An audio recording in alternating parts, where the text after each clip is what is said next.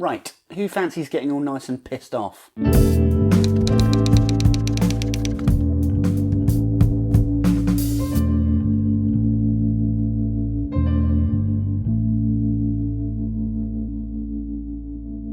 So, before we can really wade into the deep ends, let's breeze through some quick contextual history.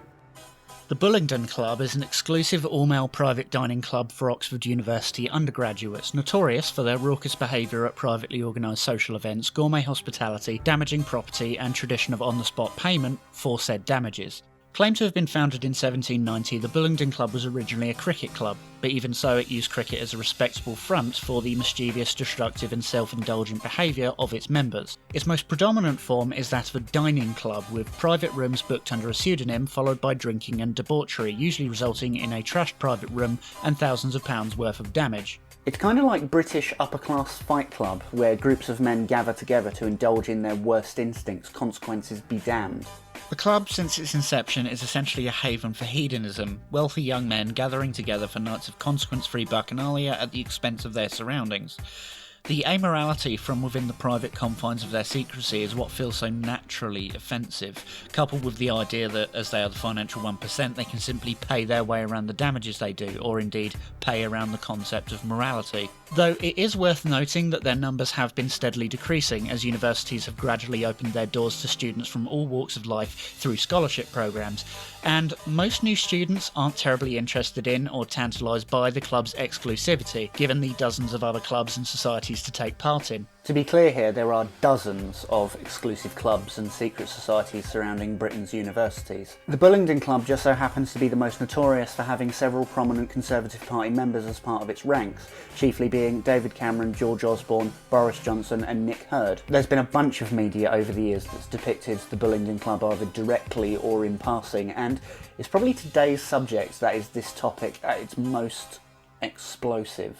Posh is a 2010 stage play by Laura Wade, which tells the story of a fictional evening in the company of the Riot Club, a wealthy collegiate dining society loosely inspired by the Bullingdon Club of Oxford University. In the stage play, the club, consisting of 10 male members, rent the back room of a local pub to conduct one of their exclusive meetings of discussion and debauchery, during which a junior member of the club, Alistair, drunkenly proposes a radical political revolution in which the wealthy should strike back against the proletariat. Meanwhile, as the club gets drunker and rowdier, the working-class landlord of the pub, under pressure from his customers, continually interrupts the club to demand civility, to which the club routinely pay him off. At the end of the night, when the pub loses its patrons and the club is at its drunkest, the landlord confronts them and is severely beaten by Alistair, the pub gets destroyed and the club is arrested, but the charges get dropped. And as the club split up at the end of their time at university, Alistair is drafted into the ranks of an unnamed political party, it's the Tories, as a means of protecting the club's position, as many old members of the club are now senior party members.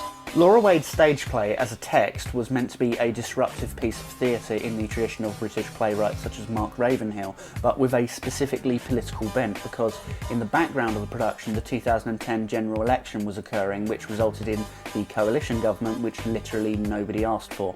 And in this day and age where the Conservative Party are still overwhelmingly in charge and a former Bullingdon member is the face of Brexit, it's quite possible that Posh, as both a stage play written by Laura Wade and a visual narrative directed by Lona Scherfig, is probably more pressing now than before. The first thing to get on the table is that the degree to which you are going to get the most out of either Posh or the Riot Club largely depends on your tolerance for media that primarily exists as a document of debauchery. See also The Wolf of Wall Street, Scarface, Fight Club, and, to a lesser extent, Trainspotting. Both the stage play and the movie, taken as a whole, have a broad moral underpinning that expects its intended audience to condemn the actions of the characters it depicts, whilst at the same time, in terms of the moment-to-moment storytelling, is also trying to implicate the audience in its characters' bad behaviour. It's a very sly trick that lots of these sorts of movies pull, and the Riot Club is no exception. We're introduced to these characters as human beings, with flaws and problems of their own, and are encouraged to marvel in a sense of camaraderie, and even enjoy their company for a while.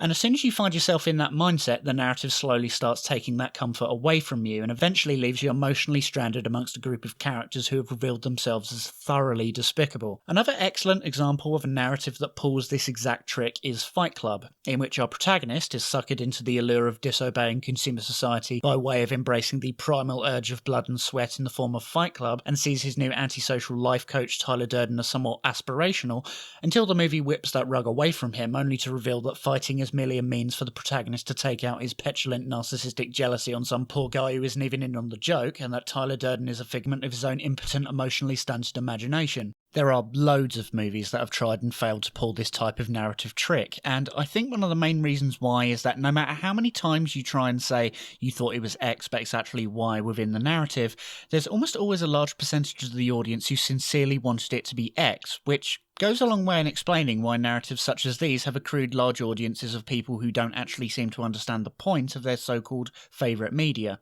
So, here's why I think the Riot Club avoids falling into a similar trap with its own narrative. For starters, our point of view characters keep us at an emotional arm's length. Both Miles and Alistair fit in and are accepted into the club with aplomb because of their background and circumstances, and therefore are at a natural disposition to find the club appealing and easily fall within its ranks. So therefore, the narrative is not so much about one of us being suckered into falling in league with a secret club and paying the consequences, but is instead about wealthy young people essentially doing what they're supposed to be doing what's expected of them by society. Like, both you or I could maybe get into Fight Club, but not here. Neither Miles nor Alistair need a little extra shove in joining this group of particularly loathsome reprobates. It's not about rebelling against the system from the inside so much as it's the system working as intended. Lauren playfully jabs Miles over this, highlighting how arbitrary their class differences are and regardless have found themselves in a relationship. They both come from very different backgrounds, as Lauren has gained her place through a scholarship program, but they're both at peace with that, and they look like they've fallen very much in love. It's only when Miles falls into the club and its lifestyle that their relationship is placed in jeopardy. The main theme of the Riot Club is the notion of privilege and how many of the club's members are trapped by it, and that the Riot Club, as an unofficial institution within Oxford, is itself a cage by which its members fall back on their lizard brain instincts. Now, the term privilege in recent years has become somewhat contentious, so let's just hash this out really quickly. Privilege is a neutral term. Everybody has, to some degree or another, social privileges that inhibit our perspectives, which is why it's really important to recognise what those privileges are, so then we can communicate ideas to each other more effectively. There is something to the idea that privilege as a term implies luxury rather than rights, which I think is valid and is ultimately a conversation for another time, because in terms of the idea that it's trying to convey, privilege is probably the best term we currently have. This show is written by two working class cisgender white men. It's not unreasonable to assume that by extension our frame of reference and point of view is limited but not limited to that perspective, as is everyone else's to varying degrees. Privilege is a neutral term. Both the stage play and the film are ensemble pieces, but the story hones the focus on the two newest recruits into the club, Miles and Alistair, who together form the film's moral spine. Both characters feel trapped somehow, whether that's within the confines of their circumstances or being overshadowed by their family, and ultimately both turn to the club for similar reasons, as a means to take control, to feel special and be honoured. Miles, politically speaking, is what you might refer to as a champagne socialist, which is to say he enjoys the many privileges life has afforded him whilst maintaining left-wing, socially conscientious ideals. The problem is that he doesn't seem to understand how his assumptions and prejudices are shaped by his background. He's conditioned to think of his set as the best, and when he sees his kind of people clearly not being the best of the best, infantile hazing, yobbish partying, he doesn't know how to process it. Being in an exclusive Oxford club is something to aspire to, right? He's under the spell as much as Chris, the landlord we meet later on, hence him not comprehending why his girlfriend doesn't get the appeal of the Riot Club, clearly just the politics of envy. Hence him just watching the events of the party unfold like a lost little boy. He's clearly trying to do the right thing by Lauren, but is fundamentally lacking a sense of perspective that would allow him to help in a meaningful way. See, a vague sense of sympathy for the underclass is useless if you make no effort to change the inequity. That means dismantling the unaccountable power of the elite set, and he doesn't recognise the toxicity of that power and unaccountability, the whole system set up to protect rich men of the right family from the consequences of their actions, the pervasive assumption that there is nothing their set could do which is unfixable or inexcusable with enough money or whispers in the right ears. It seems good from the inside because you're protected from life, but it breeds callousness. The rest of the world is a playground and its inhabitants toys. You're entitled to whatever you want so long as you can pay the bill, and you can always pay. And ultimately he gets himself in trouble and loses everything because he doesn't recognise a street gang if it's wearing tailored evening wear. Meanwhile, there's Alistair. Oh, Alistair, how much I truly loathe you. The ostensible villain of the piece, Alistair has completely bought and internalised the elitism and contempt encouraged by his environment, hook, line and sinker. At the start of the movie, he's presented with his straight flush of privileges. He's going to Oxford, he's rich, he has a family legacy to live up to, but he is ultimately still unhappy because his family casts a long shadow. And by becoming a member of the club, he's able to gain a degree of self-empowerment that is tangibly his own. It's almost insidiously brilliant the way the narrative has Alistair start off like this. Just put in the PIN number, take out 200. Come on, put in a fucking PIN number. And have him end up like this. You fucking love me. You like to be me. You just can't quite admit it, can you? Chip on your shoulder much? The thing that's so compelling about Alistair as a character is the same thing that makes Kylo Ren compelling in the current block of Star Wars movies, in that his main motive and drive is to overcome the shadow of his predecessors by being even worse. He's a character desperate to prove himself, prove his own self-worth, and prove that he deserves what he was born into, whilst harbouring the gnawing doubt that maybe he doesn't. He essentially hates the idea that he should feel sorry about how good he has it, and the club strokes his ego and encourages his worst traits. And the funny thing about him is that because he is so insecure and impulsive, he ends up being a potential blunt instrument for more controlled and headstrong ideologues by the end. Also, he's played by Sam Claflin, who right now seems to specialise in playing preening little dickholes. While you're under my roof, you'll respect my rules. But I've got a new rule for you, mates. It's called fuck you with the right club.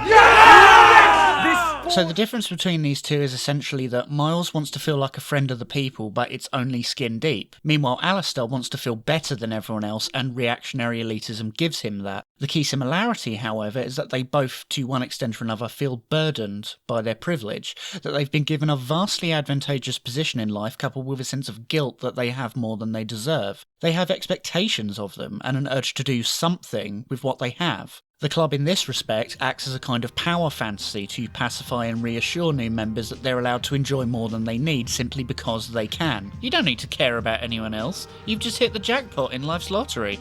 You're filthy stinking rich and you should love it. Enjoy your privilege. It's not supposed to suck. You've already earned it by being born into it, man. You know in a few years' time these boys will be behind some very big desks. Important desks. You as well. College is the last time we get to disport ourselves without anyone watching. It's not wasted by being squeamish. And the funny thing about all this is, being privileged does suck. You feel despondent, put upon, expected of, and that you're not allowed to complain, so you just end up in shitty secret societies where you drink yourself into a slurry and lash out at everyone you feel is beneath you. There's no solace amongst your own in-group either, because everyone is just as whiny, entitled and inward-looking as you. And here is the key thing for me. There's no amount of meritocracy in the world that would get you or I into the Riot Club. The club across the film insists that they are comprised of and searching for the best of the best as a way of self-justifying their privilege. But more accurately, its choice of members are about trusting that the party never ends because the needs of the individual are routinely sacrificed for the needs and stability of the club. Did they go to a good school? Eton, St Paul's, Westminster. Harrow, if you have to. And when push comes to shove, do they have it in them to be a fucking legend? Like, this isn't about finding yourself within the club and coming out on the other side a better person. It's about maintenance. It's about who can we trust to not fuck this up for us. This is why it's ultimately about the system working as intended, because its members are assured to make sure the partying keeps going, never stopping to consider how badly the surrounding proletariat have it or even help in some way. The Riot Club, as a collegiate institution, was founded on the notion of non-stop hedonism, feasting at the plate of life, consequences be damned, exclusively for the people who are lucky enough to have been born into it. It's a distraction, a sleight of hand. It gives young privileged white kids who have a chance of maybe helping things be better for everybody an opportunity to indulge themselves for the benefit of nobody else but the in-group. And the party's been going since 1790, so why ruin that now? What was that old George Carlin gag? It's a big club, and you ain't in it.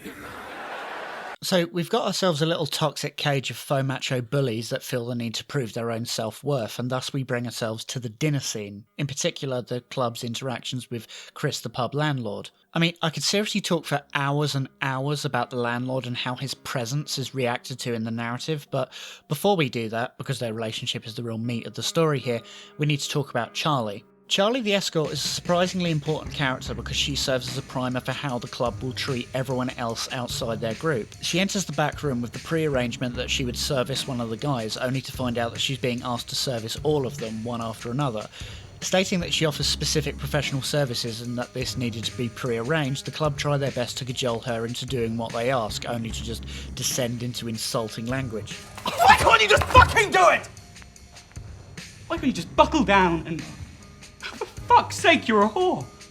What's of note here is that Charlie holds all the power in their exchange. She simply refuses to be bought off because her self-worth means more than that. She refuses out of principle to service these self-entitled men because they have more money and are willing to spread it around in exchange for their own pleasure. This is used as an interesting comparison and contrast to Chris, who allows his customers to leave in his pub to get trashed after he's continually paid off. In both circumstances, the power in the exchange resides outside the club, but engage in a coercive relationship that obscures that power dynamic. The great thing about Charlie as a character is that she sees right through that coercion. These guys mean absolutely nothing to her beyond customers who are being denied service, and that she's probably had to do this multiple times before, so it's just kind of not a big deal. But of course it means everything to the club because they value their own gratification above everything else. Also, and this is an aside, Charlie gets the best put-down line ever to Alistair. What break do you need if you're just lying there? I'm not just a live version of the sock you wank into. I could watch these two characters just be catty at each other for a whole movie, seriously. Charlie, as part of her service, doesn't see the club beyond mere customers, and as such is at a greater disposition to reject their advances than Chris is. Class doesn't seem to matter to her, and their money doesn't seem to matter much either, so she just leaves the club angry and frustrated because they can't have their way, and they don't know how to take it. And the reason why is because they believe they are entitled to her in the same way they believe they are entitled to everything else. Because that's the real point here. Nothing is real to the club. Absolutely everything is an object. Every single member of the club is so navel-gazing self-obsessed they literally cannot empathise with anyone or thing outside of their in-group. Now we can talk about Chris. With the exception of Lauren, Chris is effectively a stand-in for working class people as a whole, and his interactions with the club are framed as a disrupting element within the narrative. He's trying to be a good host, but he's also secretly the butt of their jokes. The film then makes the conscious decision to cross-cut between these two rooms, the club's private back room and the front area where the rest of his customers are occupied.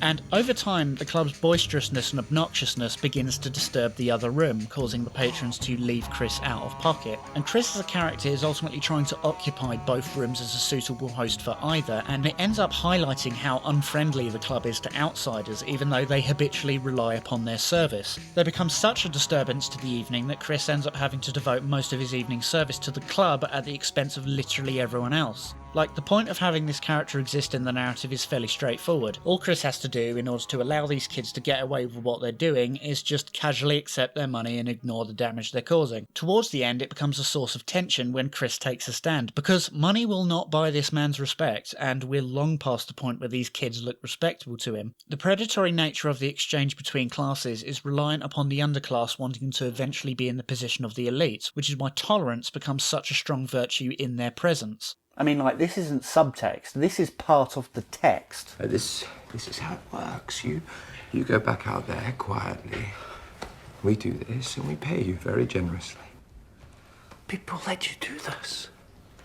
Well, most people are smart enough to take the treats and shut up. It's only until the respectability of the club crashes through the floor, when the club becomes so inebriated that they abandon keeping up the pretense, that Chris can actually see who these people are. It's like I mentioned earlier with Charlie, the reason why Chris accepts what's happening at first is because he's trying to be as gracious a host as possible in the hopes of winning the club's respect, completely fooled by the club's faux aristocratic posturing. It's only when he realises that the club have no intention of respecting him at all that he begins to demand it. It's this aspect that I find so compelling, the rejection of the club's money and tolerance towards them, and it's ultimately what redeems the Riot Club as a piece of art. It's what gives the film such a strong sense of bite in the final act, in which an innocent man is beaten and broken down, framed in the same sense of camaraderie you thought you were enjoying the company of a mere hour ago. For all their finery, their £3,500 tailored suits, their expensive dinnerware, their specifically made 10-bird feast that takes up the evening service, their taste in wine and their privilege as Oxford students, they really are just spoiled rotten brats, broken sociopaths who thought themselves important. And there's a slight perverse beauty in having this story end this way, because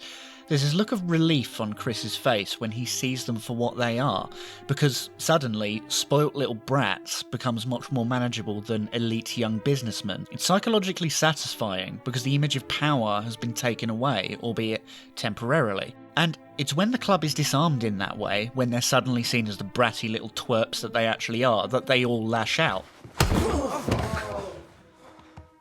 And the reason why they lash out at the end is not just because they hate that the landlord is seeing them for what they really are, but because they want to be seen as important or powerful. They want to believe it. What we see at the end, orchestrated by Alistair in putting an honest, hard-working man in the hospital, is an act of pathetic, wounded narcissism.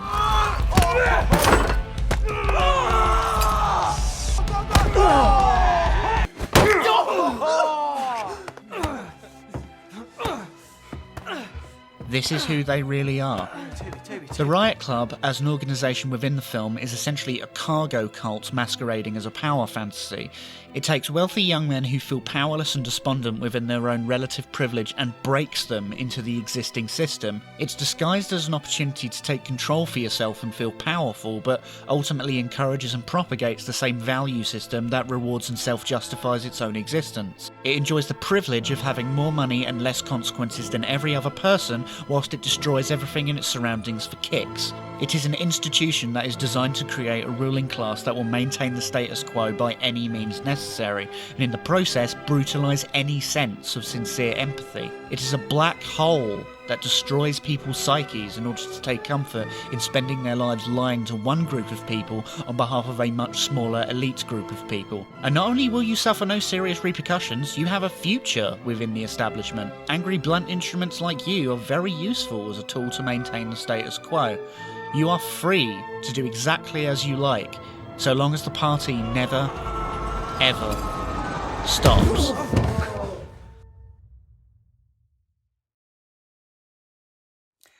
Now, Boris Johnson in recent years has tried to distance himself from the club, in his own words describing his time there as a truly shameful vignette of superhuman undergraduate arrogance, toffishness and twittishness. But the thing about privilege is it's hard for that kind of mindset to wash out of a person because privilege very often goes unchecked. I mean, like, how often do you think about the stuff you don't think about? When a man in the public eye does this, and this, and this, and time again his mistakes and even outright misdeeds are laughed off, excused, or even quietly brushed under the carpet as he's welcomed back onto centre stage, well, then isn't this system, this corrupt and cruel system that protects and coddles the privileged white male at any cost, still working for him exactly as it always has done? And it's for that reason that there are very few things in the news this year that pissed me off more than Boris Johnson doing this. Will you apologise for your comment? Will you have a cup of tea? Will you apologise for your Would comment? you like a cup of tea?